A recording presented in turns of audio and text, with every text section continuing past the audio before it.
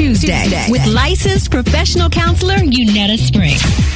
All right, ladies and gentlemen, it is Talk It Out Tuesday, and if we don't, boy, you got God, you got Jesus, and then you got therapy with Yunetta Spring. We need thee every hour with everything that's going on. It is Talk It Out Tuesday with licensed professional counselor Yunetta Spring. Hey, right. Rickey. Good morning, y'all. How y'all doing? We good this morning. We got a whole lot of stuff going on. You know, Valentine's Day, pandemic, all mixed up. You know, Valentine's Day is this coming Sunday, and so you thought it would be a good time, you know, to get into, what you say is the ugly truth about self-love. Wow. Yeah, because Valentine's Day is around the corner, and what I found over the years is that this can be a very depressing day for some people, right?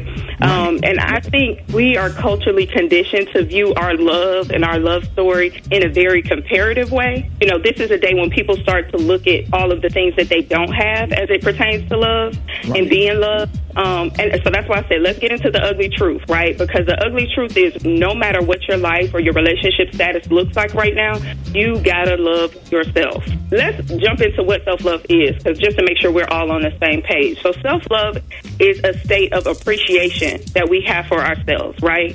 And it grows from like the actions that we do to support our physical, our psychological, and our spiritual health, right? So people who have more self-love, they know what they want, they know how they feel, you know, they're able to communicate that, and they're mindful of who they are. So they make decisions based off of this, right? So it's not solely on what somebody else wants from them, right? It's them understanding what they need and want, you know? Yeah. So self-love is basically us being able to show ourselves that we are valuable, and that's not selfish, right? It's not prideful. It's not narcissistic. Self-love is necessary, all right? Okay. So I just kind of wanted to lay that out there because I think it's so important that we understand that.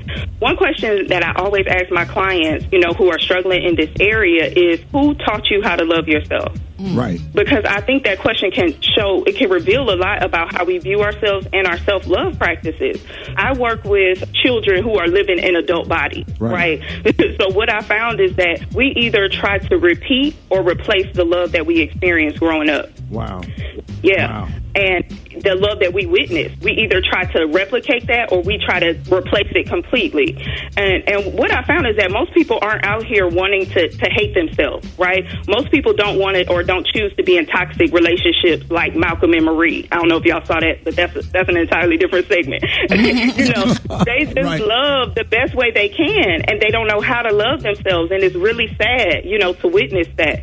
So I'm going to share with you guys 3 quick reasons why it's hard for you to love yourself, right? And the first one is you don't know how. You never received healthy examples, you know, so a lot of people are in the process of reparenting themselves, right? So if your parent didn't show up for you or your mom and dad didn't show up for you, how can you show up for yourself in that way? The next one is you think loving yourself is selfish, right? And some people, we operate from this either or mentality, like I can either love them or love me. We can do both, right? So we really looking at how can I do both? The next one is you feel like partnership is a prerequisite for self-love. If somebody else doesn't love them, it proves that they're unlovable. So they withhold loving themselves, thinking it'll feel better if it comes from somebody else, right? You heard that?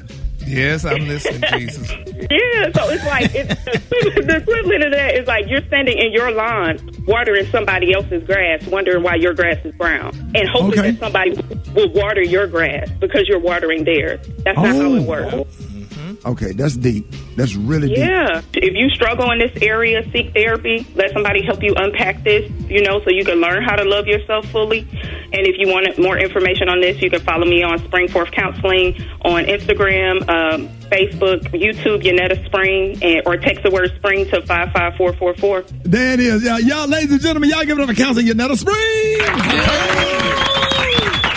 More Rickey Smiley Morning Show coming up. It's the Rickey Smiley Morning Show.